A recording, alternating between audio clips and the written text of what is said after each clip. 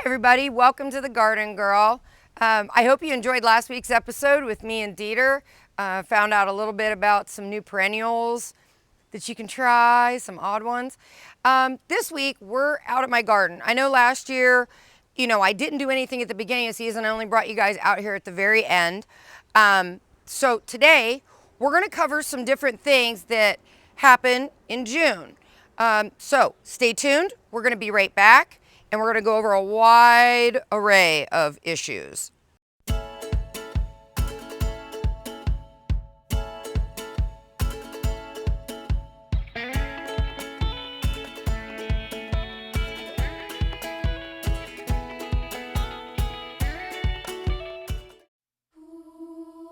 Well, I woke up to the sound of silence and cars.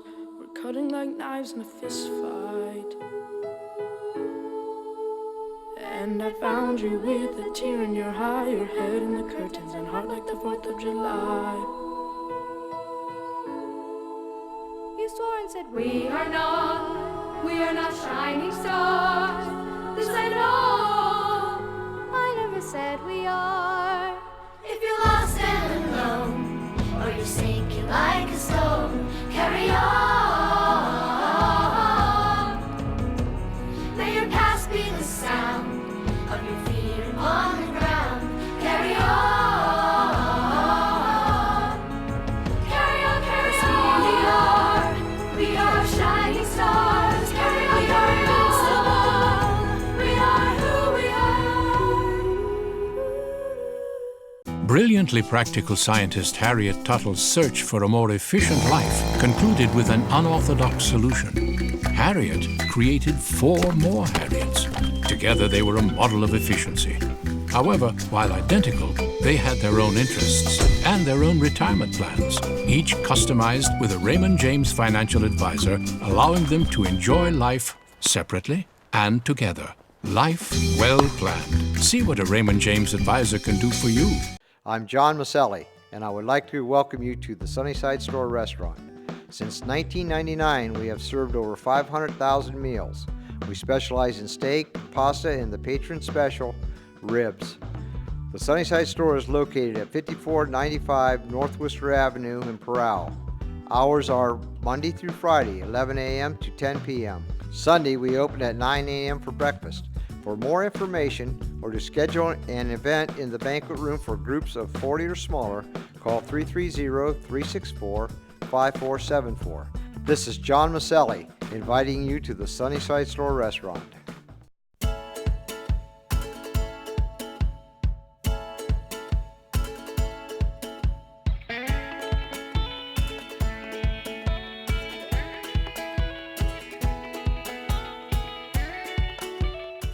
Welcome back. Well, as you can see, we're out here at the tomato garden. I know they're not like 10 foot tall yet or anything. Let me start by saying I know there's a lot of beginner gardeners, and I know there's some experienced ones that watch this that have been gardening for years, and my gosh, they're using their Buckeye cards and everything else. So let me start by saying we are actually filming this. You will see this the very next day. This has been a really challenging June. This rain is causing all kinds of issues. I've been hearing a lot of people having lots of problems with rabbits, with voles. We've been fighting voles. I wasn't aware what that was, but here it's a tunneling cute mouse, basically. And yes, you can see this whole garden kind of looks like a concentration camp now. So the first thing I want to cover is the changes that we had to make and why things look different. And that it's not too late. I know a lot of you guys have vegetables in. I know some of you guys have lost some flowers and some vegetables. You walk outside in the morning and they're chewed up. For one, we did get control of the voles. What happened was, and you're going to see all different heights here. Not all of these guys are big. And the reason being, I walked out here one day and I had 12 plants out of all these 34 left because everything else was just sticks. It looked like a 5-year-old drew my garden. So we didn't know if it was a rabbit or not. Now, as you can kind of see, we also put up a new fence this year. And normally rabbits are not going to go over, kind of like deer. They're not real hip about going over solid fences. It's one thing if they can see through, but it's a whole nother ballgame if they can't. So I was really hesitant on believing that it was a rabbit. Then I found tunnels. Now, not like volcano mounds. Volcano mounds, I came to find out, was strictly moles. But there's a cute little thing called voles, starting with a V. Now, what I was seeing was flat tunnels, almost like a snake or like a really small groundhog, like tiny, tiny, tiny. So what we did, we went the route of using the Mole Max, which it did get some control. I'm not going to say it fixed it, but it did get a lot of control. And as you can see, obviously, I don't have sticks now. However, even though we had put it down a couple times, we still noticed we were getting a few plants chomped on. So what we did was, these were our cages from last year, which were fine and dandy. The issue is if you look at the whole opening here, the whole opening, come on, man, a groundhog can get through this. So we had to, obviously, run down and get a whole roll of literally tiny, tiny, and you can kind of see here, hope I don't disappear on you, but if I do, I do. We had to get something here that they couldn't get through, and they weren't going to get through. And obviously, I left the spikes up on this sucker because, you know what, they want to get over this. I hope they draw blood. I'm sorry, I know rabbits are cute, and I love rabbits, but no. And same way if it's a cute little vole, I don't care. This, and also mounding all the soil, if you can kind of see it's mounded up against, to help prevent it, keep it stable, and help prevent them from getting underneath. This really seemed to be the trick, at least for, if that's what it is, it definitely seems to be working. The plants are finally growing.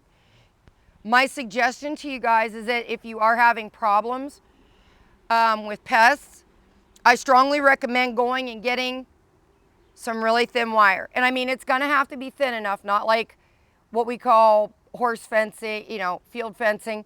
Can't use the big stuff. You're gonna have to go get some small stuff, cut it to the diameter, get it down in and pile the dirt up around. And I'm not talking just for tomatoes. Now, they have not bothered the pepper plants.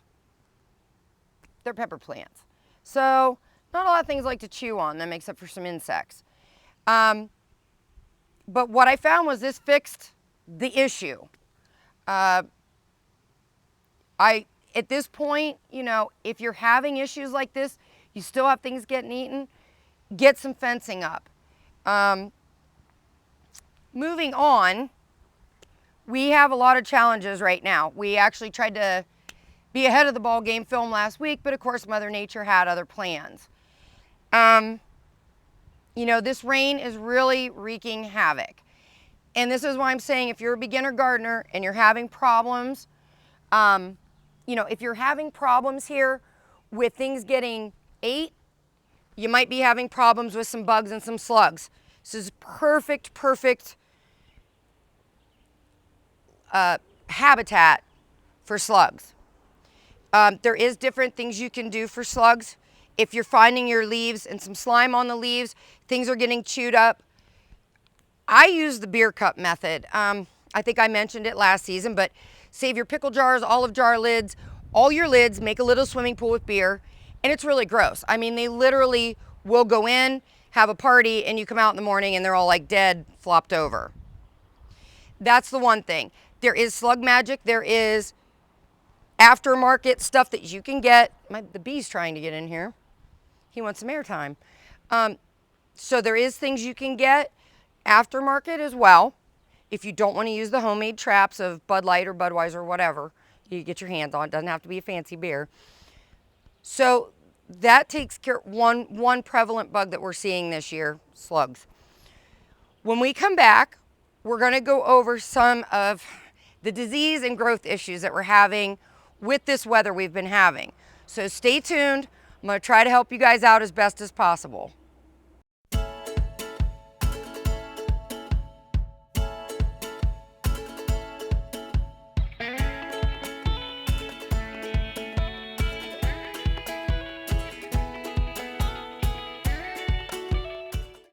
WJER and TV2 would like to introduce you to a new website, WJERTV2.com, where you can watch exciting high school football, soccer, and volleyball replays from TV2 Sports on your home computer, smartphone, or tablet.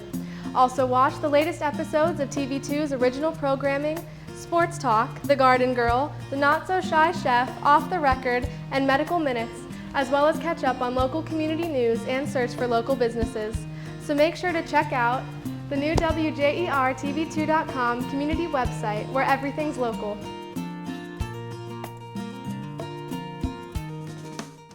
Today's Senior Magazine is a new monthly publication in our area. It's designed specifically for seniors and provides important information about health, travel, pets, senior living, aging, retirement, fitness, gardening, and so much more. Today's Senior Magazine can be found throughout Stark County in different business locations. Make sure you pick up your free copy of today's Senior Magazine. And if you're in business needing to reach the senior markets, please contact your local advertising consultant at 330-371-0356.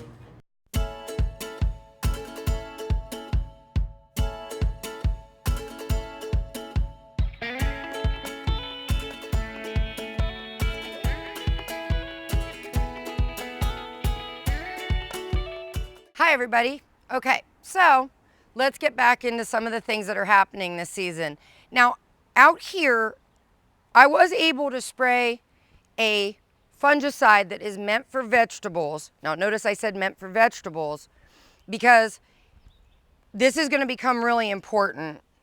With all this rain, this heat and humidity, not so much out here. I mean, you guys are probably like, oh, these plants look great. Yeah, knock on wood. These guys so far are fine. At my house, whole different ball game. I'm seeing crown rot. So if you're finding that some of your flowers are, obviously it's wet, but they're starting to wilt, they're starting to break off, and stems are just breaking off at the crown, at the base. It's all this rain that we've had. No sun. It's got to dry. And what happens is you can get a stem and crown rot pretty easy in this kind of weather we've been having. But again, what's the fix? Well, you can get a fungicide on. There's two different kinds. And this is something, I don't care what store you go to, when you go to a store, you have to figure out, are you treating flowers? Are you treating something you're going to eat? Because it's two different chemicals, two different ball games that you can use. If you're seeing some yellowing on the tomatoes and some spots, like bullseye spots, that's definitely fungus. It's spores. So what you can do, you can't, again, remember what I said last year, you can't fix what's broke, but you can prevent more spores from getting on the new growth. So if you're seeing these spots or signs of early blight, you're going to need to go and get a fungicide, either systemic, which systemic is really, when I say systemic, once it's applied, can work its way up through the plant to help protect. Now, there are insecticides that do that as well. However, again, you have to make sure on the label that it is safe for vegetables. Make sure it is safe for stuff that we're eating. And here's the other issue. It's great, we can all run out and, get our concentrate, get our spray bottle and get ready to go to town on say we go get a fungicide for our edibles. Well, it has to stop raining, because if you get a contact, it's got to be able to get on there. Well, you can't. There's no sense in wasting money spraying on a fungicide, or an insecticide for that matter, to be honest, spraying on any chemical that's a contact chemical or even a systemic if it's going to turn around and it's raining. So we've got to get a break in the weather in order to get this on. Now, what you will find more prevalent, you will find systemic fungicides and insecticides, like a 2-in-1 product that is meant for roses, flowers, ornamentals. Again, you're not eating those. So I myself, am I going to have 2 different fungicides / 3-in-1s or 2-in-1s? Absolutely. Absolutely.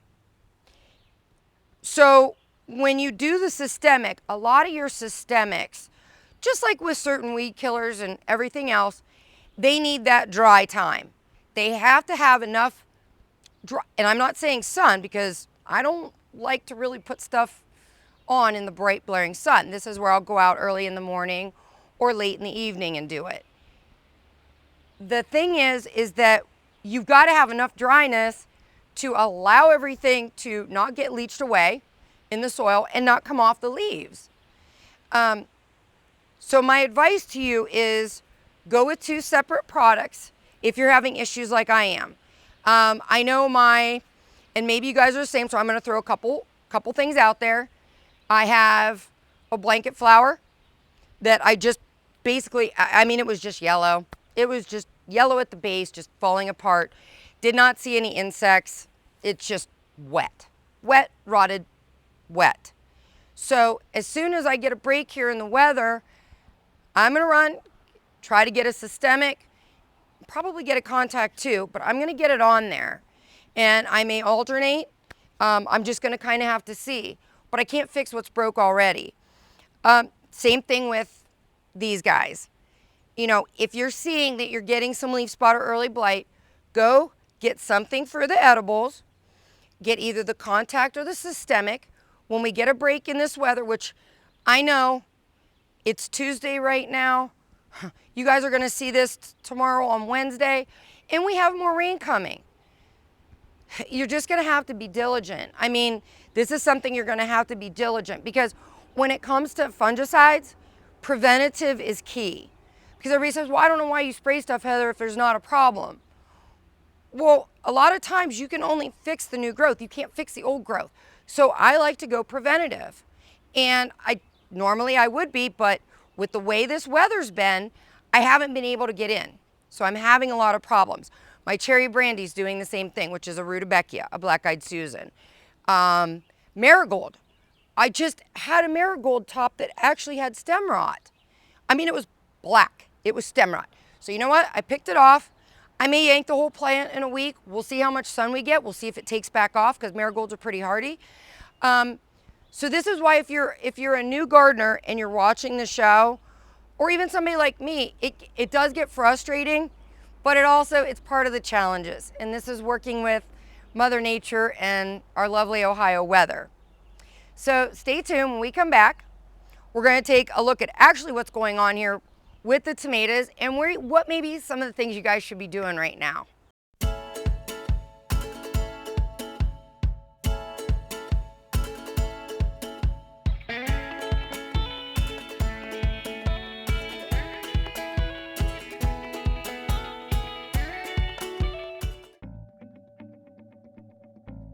As a parent, we always want what's best for our child. In the case of one child, it may be going off to college. In another case, staying home and going to college. And yet, in other cases, it could be going right into the workforce. But how will they have the skills to do that?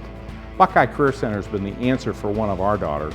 She's learning to do things with her hands that are going to be very valuable for her in the workplace. And we're excited we have Buckeye to thank for that. Adults who return to Buckeye Career Center to continue their education usually have one goal in mind. They want the opportunity for a better job. The fact is, adult education programs at Buckeye Career Center are less expensive and provide greater opportunities for job placement following graduation. It's your future. Get the facts. Buckeye Career Center. We put people to work. Find out more about your future at buckeyecareercenter.org. At Bear Carpet One, we're more interested in hearing about your needs than talking about our achievements. Here you will find the best selection of floor covering in the region. Currently we are featuring Lee's Carpet. They have been producing carpet since 1846 and still offer the same quality that has made them famous.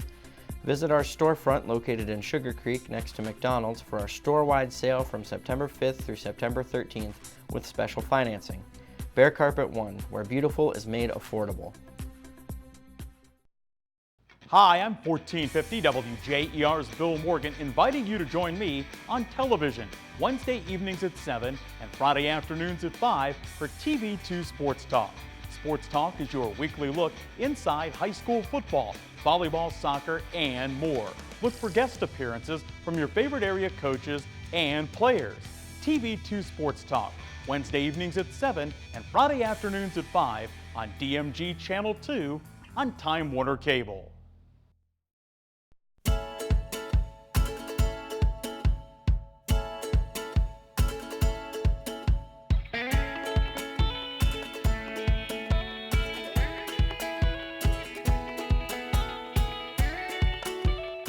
Hi guys, welcome back. Okay, so obviously with all the rain we've been having, and I hate this to be kind of a Debbie Downer episode, but you know, like I was telling people, I know if I'm having problems, other people are having problems too. And again, don't get discouraged. This is the fun and joys, and this is how we learn. This is how we learn. I've never had an issue with crown rot before, but again, it's just been a lot of rain. And it's just it's the humidity, it's everything going on. It's like the perfect storm. So now I'm gonna bring you to what I've been doing, or well, I should say lack of or trying to do. Thank God these little guys have done very, very well for me considering the weather. One thing that you wanna try to do, obviously, is decide if you're going with a 1-stem, a 2-stem. This year, I'm trying a double stem with some of my plants. And you can see 2 main branches here. And I'm just trying it. Again, I always try something different. So this year, quite a few of my plants are gonna be double stem. I just wanna see if I'm gonna get more yield, if it's gonna lend to, you know, a bigger plant, because you know how I like to do everything huge. So a lot of these, you're gonna see 2 main stems instead of 1 just growing up the stalk. Again, I love these cages, and as I said, the small gauged wire that we use to keep out whatever was eating everything and took down half my policy. Now getting up into this, I love cages because I can keep, instead of these leaves all getting matted and tying them together, I can use the airflow, which you need good air circulation. That helps prevent diseases. I love to take the leaves and get them through and allow them to climb up and rest. It's great, really, really good for helping keep things spaced out. Now, you'll notice like last year, and you can see it a little better now since things are smaller. Yes, there are runners down through here. That's why I said this looks like a concentration camp this year. But the cage is fine and well and dandy, but you got to keep the cage down. And when you're growing this size of tomatoes, you can't just buy cages this big, this diameter. You know, we have brackets welded in where they go down in, but when this thing gets up into here, you get a thunderstorm and some good wind, it can topple it. So we take a main stake, which obviously you can tell this is something we got from the woods. It's fine. Drive it down in. So now we have something to tie that main stem to while I'm feeding out either the tomatoes, the leaves, everything else that's coming out these sides.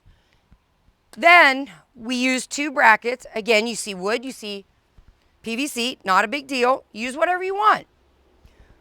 But we also tie 2 of these runners through the whole way down to stabilize. We want to try to stabilize as much as possible so that when these things are getting 8 foot, 7 foot, 8 foot, 9 foot, 10 foot tall, they aren't going to go anywhere. Because I would cry. I would cry. If I came down here one day after a major storm and I had things broke, I would cry. So this is just our staking system. It's not expensive. It's pretty cheap overall. So now what do I do? Well, you know, with all the rain we've been having between my work schedule and rain and everything, it has been really hard to get down here in a downpour and get these things suckered, tied, everything else. So ideally, and I don't know if you guys want to try to get a little close up of this thing, this is what I was talking about last year, because when it comes to the indeterminate tomatoes, the ones that are going to produce until frost, you got to try to keep them suckered. And they're just little itsy bitsy little things. And you want to try to keep after them at this point. Again, nobody wants to be out in a downpour. So at this point though, you can just pinch them. Like I always tell you guys, just pinch. Now, what happened, because of all this rain, work schedules, life, I know how it goes. This is a sucker that, as you can see, its diameter is about as big around as the main stem I'm letting grow. You don't want to, you want to try to get these guys before this, because anytime you have an open wound, when you're cutting it this big, it opens it up for diseases and stuff. But I couldn't leave it. So again, I'm hoping that maybe today we dodge the bullet on rain and I can actually go up after the show, mix up some fungicide and get it on. Although I am going to look at the radar. I give up on forecasts. I'm just going to look at the radar. So try not to let them get to this point. This is not optimal. This is not what I wanted you guys to see. But it's very important to try to sneak out if you can and keep them off. And I know a lot of people get really, really confused about it, because even after last year's episode, everybody's like, well, I don't understand when you get to the top what you're talking about. And it might be easier to see on this guy or on a side view. Right here is your leaf, your main leaf on these guys. Right here is one of my main stems.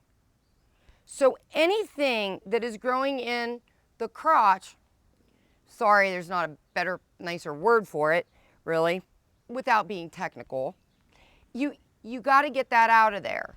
Once you have your stems, see, so obviously I allowed an extra one. Besides my first name's main stem, I allowed a low one to grow. These suckers, and when they call them suckers, a lot of people don't understand what they are. They're growing points. They'll produce blossoms. They will take the energy away from your main tomatoes if you're growing bigger ones. So the why and the how of doing it, that's why we do it. Now, if you just want a ton of little ones, or you have a determinant, again, you're not going to mess. You're not even going to mess. You know, you're going to let it go. So I hope this helps. I know we're, getting towards the end of June. So let's watch the weather. Let's try to prevent septoria leaf spot, early blights. Let's try to prevent this. Keep them fertilized. In other words, once they use up, if you did do the tomato tone, you need to get back out here and get some down. I already did that 2 days ago, so I got that much done. And keep them suckered. If you do those three things and allow them to breathe and grow, they will be fine. So next week, let's hope for sun, and let's hope I have a way bigger smile on my face the whole episode. But until then, email me with your questions. Love you guys to pieces. I'm so glad you're gardening, and we are going to make this season a success. Just wait till we have our BLTs. See you soon.